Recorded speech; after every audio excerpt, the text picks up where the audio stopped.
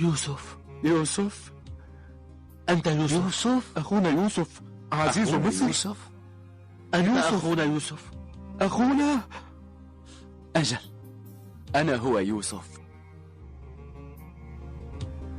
وهذا أخي بنيامين. أخونا الذي لم نرضى له بخلافة أبينا قد ورث من أبيه جبة الولاية وحزام النبوة. نعم، أنا هو أخوكم ذاك. لقد من الله علي. من يتقي ويصبر فإن الله لا يضيع أجر المحسنين.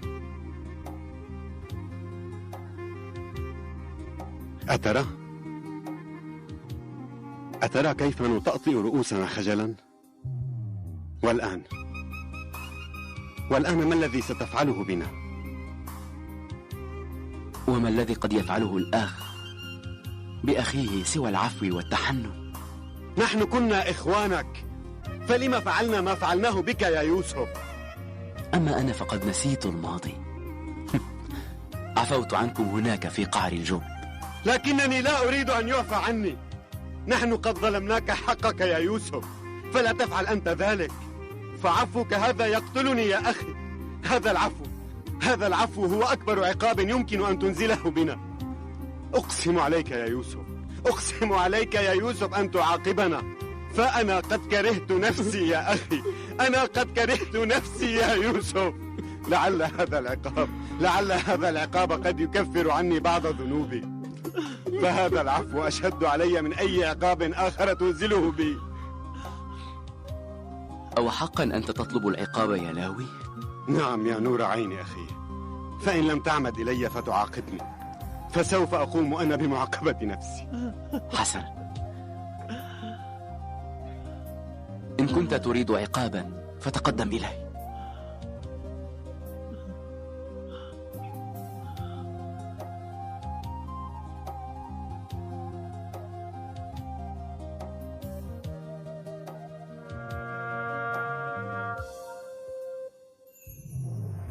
اضرب يوسف، أرجوك اضربني يا يوسف.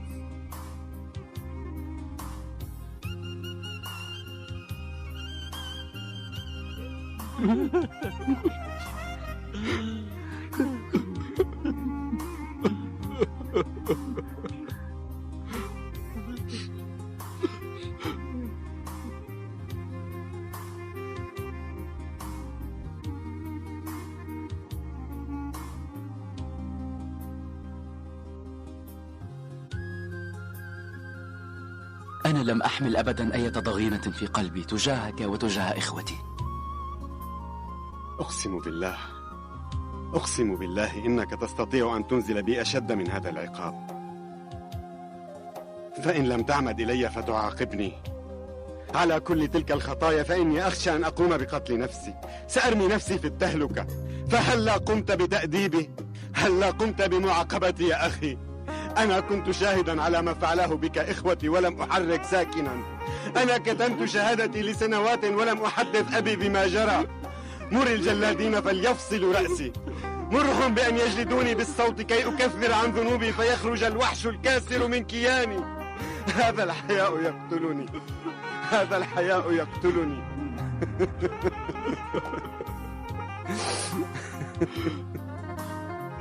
هل هدأت لاوي؟ اهدأ يا أخي، اهدأ.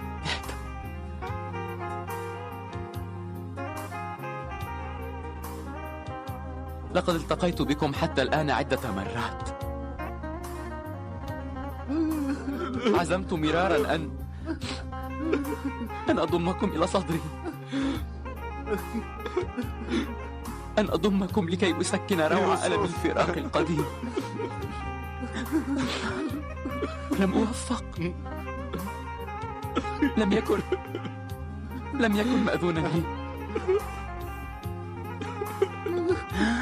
أنا أحبكم جميعا يا إخوتي من صميم قلبي، وكنت أعد الساعات رجاء أن أحظى بهذا اللقاء.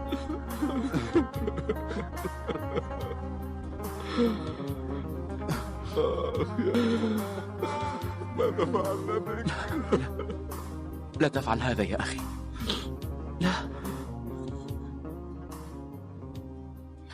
لا تفعل، فهذا يشعرني بالخجل. لا عفى الله عني إن أنا تسببت في حياء أخي. أتشهد يا الله، أنا الذي أخطأت، أنا الذي عصيت ويوسف الذي استحى.